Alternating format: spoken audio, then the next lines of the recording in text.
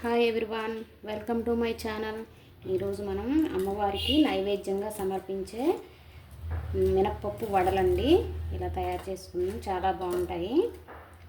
మీకు ఇంకో టిప్ కూడా చెప్తానండి. మీరు మినప వడలు చేసుకున్నప్పుడు బాగా క్రిస్పీగా రావాలి అంటే పప్పు నానబెట్టుకున్నప్పుడే ఒక 2 స్పూన్లు బియ్యం కూడా నానబెట్టి పప్పు రుబ్బిన తర్వాత లాస్ట్లో బియ్యం కూడా వేసి బాగా రుబ్బుకుంటే బాగా క్రిస్పీగా వస్తాయండి. ఈ టిప్ ఫాలో అవ్వండి. మీరు కూడా ట్రై చేయండి. అమ్మవారికి నైవేద్యంగా పెట్టండి. ఎలా వచ్చాయో నాకు కామెంట్ చేయండి. ప్లీజ్ మా ఛానల్ సబ్స్క్రైబ్ చేసుకోండి. మనం మినపగారెలు తయారు చేసుకోవడానికి 1 కప్పు మినపగుండ్లు, మినపగుండ్లు ఇలా నానబెట్టుకోవాలండి. ఇవి నీళ్ళు పోసి కడిగి ఒక 6 గంటల సేపు నానబెట్టుకోవాలండి. ఇప్పుడు నీళ్ళు పోసి కడిగి చూపిస్తాను మీకు. పప్పు నానబెట్టేసానండి. పప్పు 6 గంటలు నానబెట్టేసానండి. ఇలా బాగా నానిపోయింది. నేను బాగా 2-3 సార్లు కడిగి మెత్తగా మిక్సీ పట్టుకున్నాం. చూపిస్తాను కడిగిన తర్వాత మళ్ళీ. ఇప్పుడు బాగా కడిగానండి. ఇప్పుడు దీన్ని చిన్న మిక్సీ జార్లో వేసుకుందాం. మీకు గ్రైండర్ ఉంటే గ్రైండర్లో రుబ్బుకోండి. మిక్సీ జార్లో పప్పు వేసాం కదా, ఇప్పుడు కొంచెం సాల్ట్ వేసుకుందాం. ముందే వాటర్ వేయొద్దండి. ఇలా కొంచెం మిక్సీ పట్టిన తర్వాత చూపిస్తాను. పిండి ఇలా మిక్సీ పట్టేసానండి మెత్తగా. కొంచెం వాటర్ 1 స్పూను 2 స్పూన్లు అలా వేయండి, ఎక్కువ వేయొద్దు. ఇప్పుడు కొంచెం ఇలా పిండి తీసుకొని ఇలా వేసామంటే అలా పైకి తేలితే మనకి పిండి మెత్తగా బాగా వచ్చినట్టు. ఇలా మనకి గారేసుకోవడానికి వీలుగా ఉండేలాగా ఇలా చేసుకోండి. మీకు ఇందులో కావాలంటే అమ్మవారికి ప్రసాదం కాబట్టి మీరు ఉల్లిపాయ వేయకుండా అల్లం, పచ్చిమిర్చి, జీలకర్ర, కరివేపాకు, కొత్తిమీర అవన్నీ వేసుకోవచ్చండి. నేనైతే కొంచెం అల్లము, పచ్చిమిర్చి, జీలకర్ర, కరివేపాకు వేసి ఒకసారి ఇలా మిక్సీ పట్టేస్తానండి. క్లాత్ ఇలా తడుపుకుంటూ వాటర్ ఏం లేకుండా పిండి వేసుకొని ఇలాగా కొంచెం కొంచెం పిండి కదా ఇలా తీసుకొని ఇలా వేసుకుంటే ఈజీగా వస్తాయి. మీరు వాటర్ ఎక్కువ వేసి రుబ్బుకున్నారంటే నూనె ఎక్కువ పీల్చేస్తుందండి. అంటే ఒక 2 స్పూన్లు వాటర్ వేసుకుంటే సరిపోతాయి, ఎక్కువ అవసరం లేదు.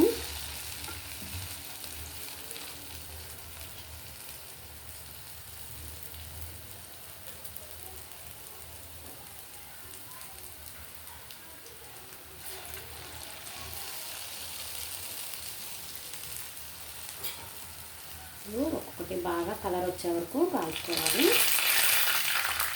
బాగా ఫ్రై చేసుకోవాలండి. ఇలా గారె కాలిందంటే కొత్తగా చేసుకున్న వాళ్ళకి ఇలా నురగ లేకుండా ఉంది అంటే గారె కాలిపోయినట్టేనండి. ఇలా తీసుకుందాం ఒక్కొక్కటి.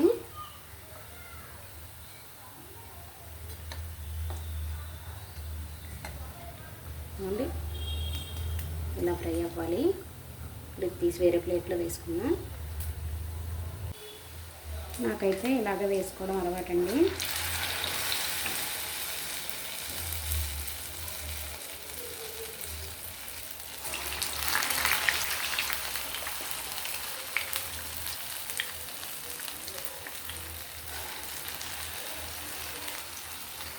అన్నీ ఇలా ఫ్రై అయిపోయాయండి.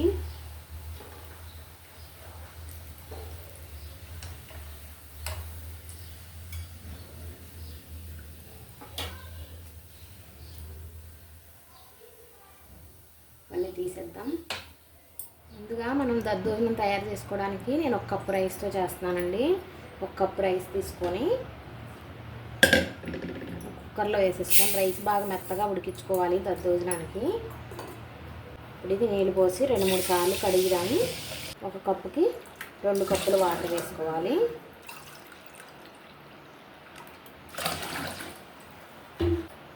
ఒక కప్పుకి 2 కప్పులు వాటర్ వేసానండి. 3 విజిల్స్ వచ్చే వరకు హై ఫ్లేమ్లో 3 విజిల్స్ పెట్టుకుంటే సరిపోద్ది, మెత్తగా ఉడికిద్ది. ఇప్పుడు 3 విజిల్స్ రావాలండి. హై ఫ్లేమ్లోనే 3 విజిల్స్ ఉంచుకుంటే సరిపోద్ది, మెత్తగా ఉడికిపోద్ది రైస్. అన్నం ఉడికేలోపు ఇలా అల్లం కొంచెం చిన్న ముక్క ఇలా తీసుకొని బాగా సన్నగా అల్లం కట్ చేసుకోవాలి. ఎంత సన్నగా వీలైతే అంత సన్నగా కట్ చేసుకోవచ్చు.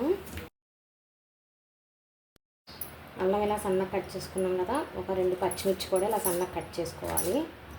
అల్లము, పచ్చిమిర్చి, కరివేపాకు, జీడిపప్పు ఇవి రెడీగా పక్కన పెట్టేసుకున్నాం. అన్నం కూడా ఉడికిపోయింది, ఒక ఆవిరి కూడా పోయింది. రైస్ కూడా కొంచెం మెత్తగా ఉడికింది. తీసి ఒక గిన్నెలో వేసుకున్నాం.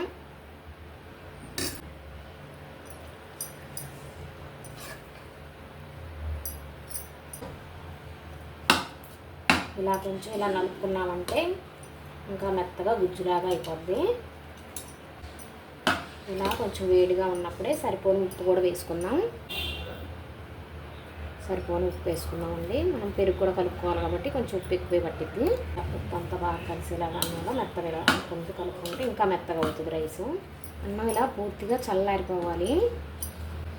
మనం వేడిగా అన్నం ఉన్నప్పుడు పెరుగు వేసామంటే విరిగిపోయినట్టుగా ఉంటుంది.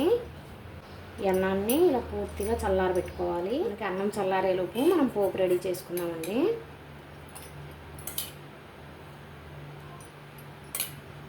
కొంచెం ఆయిల్, మీకు నచ్చితే నెయ్యితో అయినా తాలింపు పెట్టుకోవచ్చు. ఆయిల్ కొంచెం హీట్ అయిందండి. ఒక 2 ఎండుమిర్చిలా తుంపి వేసేసుకుందాం. ఇప్పుడు ఈ ఎండుమిర్చి కొంచెం ఫ్రై అవ్వాలి. ఎండుమిర్చి కొంచెం ఫ్రై అయ్యింది. ఇప్పుడు మనం జీడిపప్పు పలుకులు, మీరు ఎక్కువ కావాలనుకుంటే కొంచెం ఎక్కువ వేసుకోండి జీడిపప్పులు. ఇప్పుడు జీడిపప్పులు కూడా ఫ్రై అయిపోయాయి. ఇప్పుడు అల్లం, మనం కట్ చేసిన అల్లం ఉంది కదా, ఈ అల్లం వేసేసుకుందాం. పచ్చిమిర్చి కూడా వేసుకుందాం. కొంచెం పోపు దినుసులు కూడా వేసుకుందాం. ఇది కూడా బాగా ఫ్రై అవ్వాలి. మనం పోపు ఎంత బాగా వేయించుకుంటే దద్దోజనం అంత రుచిగా ఉంటుంది. మనం ఫ్లేమ్ సిమ్లో పెట్టుకొని ఇవి వేయించుకోవాలి. ఇలాగా ఇవన్నీ కూడా బాగా ఫ్రై అయిపోయాయండి. ఇప్పుడు కొంచెం కరివేపాకు వేసుకుందాం.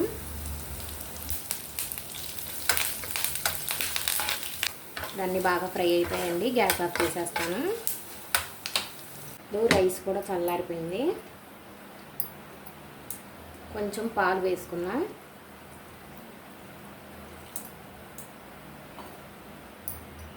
ఇప్పుడు 1 కప్పు పెరుగు వేసుకుంటున్నాను. ఇది కలిసేలా కలుపుకోవాలి. ఇది బాగా కలిసిపోయిందండి. కలుపుకున్నాక ఈ పోపు కూడా చల్లారిపోయిందండి. ఇది కొంచెం చల్లారాక వేయాలి. ఇప్పుడు మనం వేయించుకున్న పోపు అంతా ఇందులో వేసేద్దాం.